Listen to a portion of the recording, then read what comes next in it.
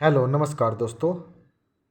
मैं अमित कुमार आप सभी का आपके अपने YouTube channel the brain education पर हार्दिक अभिनंदन करता हूँ। आज आप सारे अच्छे होकर अपनी तैयारी को ऐसे ही कंटिन्यू रख रहे होगे।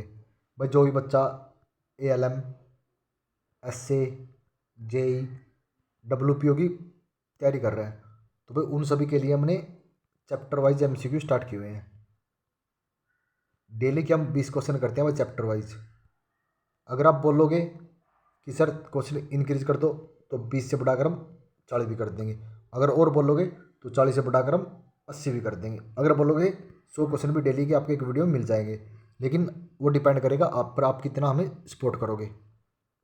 इससे पहले हमने 80 क्वेश्चन को कवर कर लिया, एक बार आप जरूर देख लेना। और ये हमारी बेसिक इलेक्ट्रिसिटी चली हुई है। कौन सा?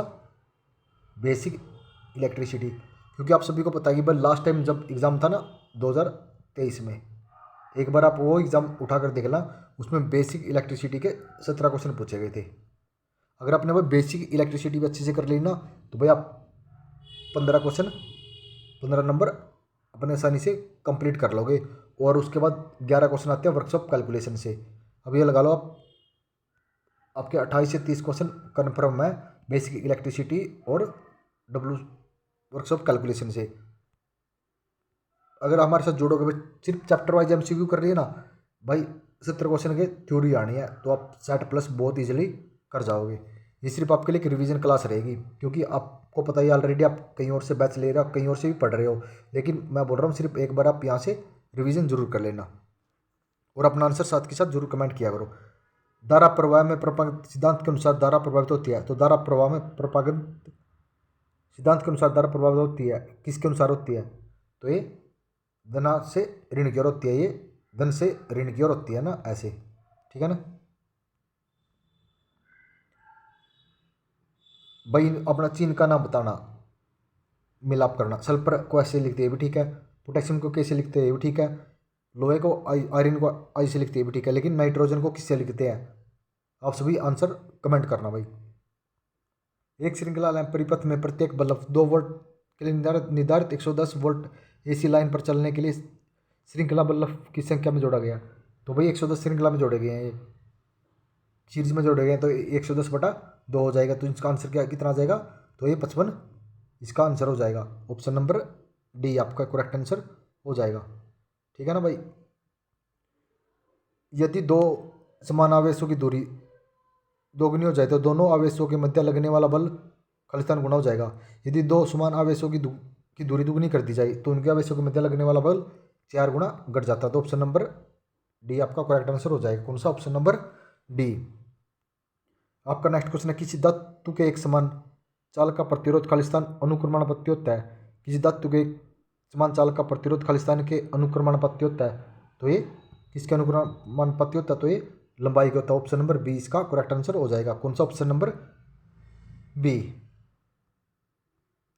जब दो आवेश छड़ों को जोड़ा जाता है तो आवेश का प्रभाव नहीं होता। जब दो आवेशित चालकों को जोड़ा जाता है तो दो आवेशों का प्रभाव नहीं होता। कोई आवेशित छड़ उनको जोड़ा जाता है तो उसमें एक विभव एक समान नहीं रहता। ऑप्शन नंबर C इसका करेक्ट आंसर हो जाएगा।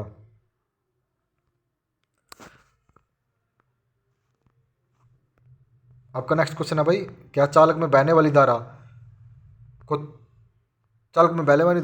तिगुना कर दिया जाए? आपका क्वेश्चन है, यदि किसी चालक में बहने वाली धारा को तिगुना कर दिया जाए तो उसमें उत्पन्न ऊष्मा का प्रारंभिक मान हो जाएगा। तो बताओ भाई कितना हो जाएगा? तो ये 9 गुना हो जाएगा। अगर 3 गुना कर दिया तो 3 गुना और इंक्रीज हो जाएगा। कितना हो जाएगा? 9 गुना। 1 सेकंड 1 एम्पियर की धारा प्रभावित करने वाली तार में से बहने वाले इलेक्ट्रॉन की संख्या। तो भाई ये तो आप सभी को ऑलरेडी पता ही होगा, इलेक्ट्रॉन कितने होते हैं? 6.25 गुना 10⁻18 इलेक्ट्रॉन होते हैं। ऑप्शन ए कौन से में है? तो ऑप्शन नंबर D इसका करेक्ट आंसर हो जाएगा। किस प्रकार का प्रतिरोध वोल्टता पर निर्भर करता है? तो किस प्रकार का प्रतिरोध वोल्टता पर निर्भर करता है? तो कौन से प्रकार का वोल्टता पर निर्भर करता है? तो ये वेरिएस्टर, जिसे परिवर्ती प्रतिरोध कहते हैं। प्रोटॉन पर उपस्थित आवेश खालिस्तान होता है, तो प्रोटॉन पर उपस्थित आवेश क्या होता है? तो ये धनावेश होता है। कौन सा? धनावेश होता है। ऑप्शन नंबर D इसका करेक्ट आंसर हो जाएगा। भाई अगर सेशन आपको अच्छा लग रहा है भाई सिर्फ मैं बोल रहा हूँ 10 मिनट का सेशन रहता है भाई, ज़रूर इसको सेशन को अच्छे से कवर किया करो भाई, क्योंकि हरियाणा में आप सभी को पता ही 90% PYQ भी पूछे जाते हैं। और ये PYQ भाई ऑल इंडिया में जितने भी एग्जाम हुए ना वहाँ सबसे कैरी किए गए हैं। सिर्फ अगर आपने PYQ भी अच्छे से कर लिए ना भाई आपकी मौज हो जाएगी, आप 60% यहीं से कवर कर लोगे।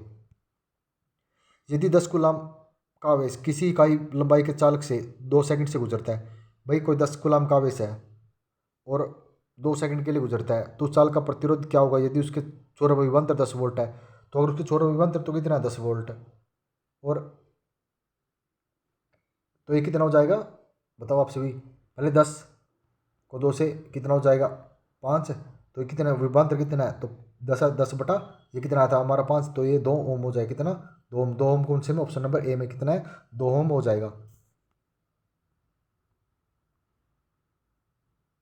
खालिस्तान ऋणात्मक तापमान गुणांक रजिस्टर में प्रतिरोध मूल्य खालिस्तान होता है, तो कौन से में होता है भाई बताओ आप सभी, ऋणात्मक तापमान गुणांक रजिस्टर में प्रतिरोध मूल्य खालिस्तान होता है भाई, कौन से में होता है, तो तापमान ऋणात्मक बढ़ने से प्रतिरोध घटता है, ऑप्शन नंबर बी आपका करेक्ट आंसर हो जाएगा।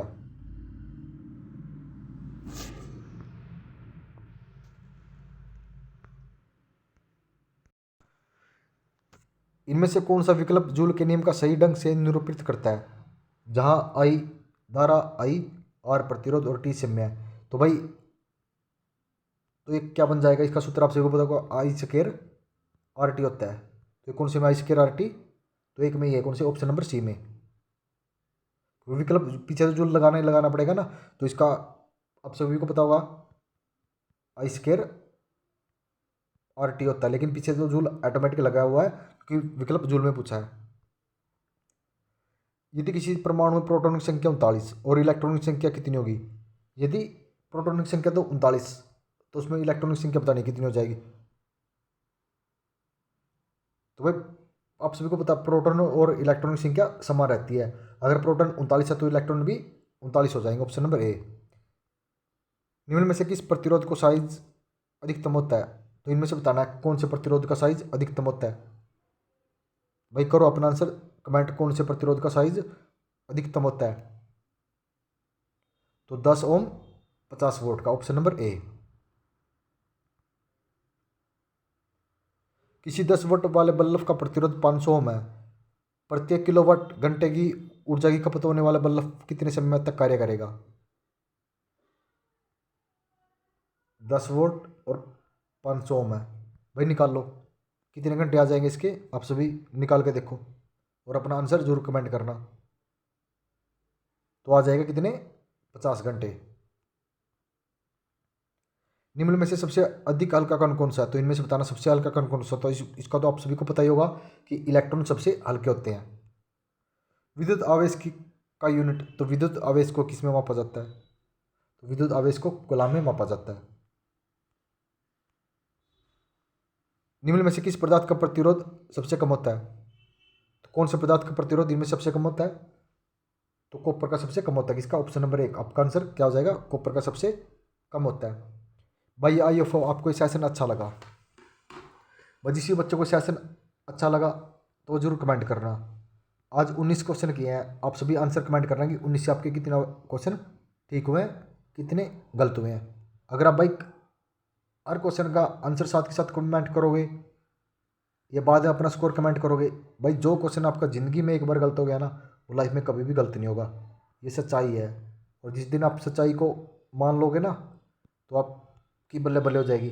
सबसे मेन चीज़ है, एक रैंक क्यों आता है बच्चों का, क्योंकि भाई वो प्रैक्टिस करता है, मॉक टेस्ट लगाता है। ये एक आपके लिए एक मॉक टेस्ट ही है ना, चाहता तो मैं भी इसको चैप्टर वाइज मॉक टेस्ट बोल देता, लेकिन आप ये देखो 20 क्वेश्चनों से आप क्या, अगर इस बार 5 गलत हो रहे हैं ना तो अगली बार 3 भी गलत होंगे, 2 भी गलत होंगे, और फिर कभी तो ऐसा टाइम आएगा ना 20 में से 20 भी करेक्ट हो जाएंगे। क्योंकि भाई कमेंट आंसर करना बहुत ज़रूरी है, लाइफ का असूल है। अगर कमेंट करोगे तो कुछ लेके जाओगे। मैं ये नहीं बोल रहा कि मेरे में करो, कोई भी टीचर पढ़ा रहा है अगर आपसे पूछ रहा है कि इसका आंसर क्या आएगा, तो भाई पट देसी चाहे आंसर गलत हो। अगर वो आंसर गलत हो गया तो लाइफ में एक चीज़ तो पक्की होगी ना कि वो क्वेश्चन कभी भी गलत नहीं होगा। अगर ये दिमाग में आपने सोच लिया ना कि भाई ये क्वेश्चन गलत हो गया, दोबारा ये क्वेश्चन गलत नहीं होना चाहिए, तो ऑटोमेटिक वो क्वेश्चन कभी भी गलत नहीं होगा। आप सोच रहे हो कि मेरे तो क्वेश्चन गलत हो गया, पता नहीं क्या कौन क्या बोलेगा। भाई चार लोग कौन, जिस दिन आपके दिमाग में आ गई ना भाई कौन चार लोग, उस दिन भाई जिंदगी जीत जाओगे आप भाई। देख, चार लोग सोच रहे हैं कि आप ना नौकरी पे लगो, और वही चार लोग नौकरी पे लगने के बाद करेंगे ये कैसे लगे वो कैसे लगा, अब उनको दिखा दो। लाइफ में कभी भी ये मत सोचो कि वो क्या बोलेगा, अब मेरा स्कोर इतना, वो क्या बोलेगा, मत सोचो, किसी की भी मत सोचो, अपने खुद के दिमाग की करो, बहुत कुछ सीख के जाओगे। ठीक है ना। अगर मेरी बात से सहमत हो कमेंट जरूर किया करो, ठीक है भाई। मिलते हैं नेक्स्ट वीडियो में जल्दी ही। जय हिंद, जय भारत।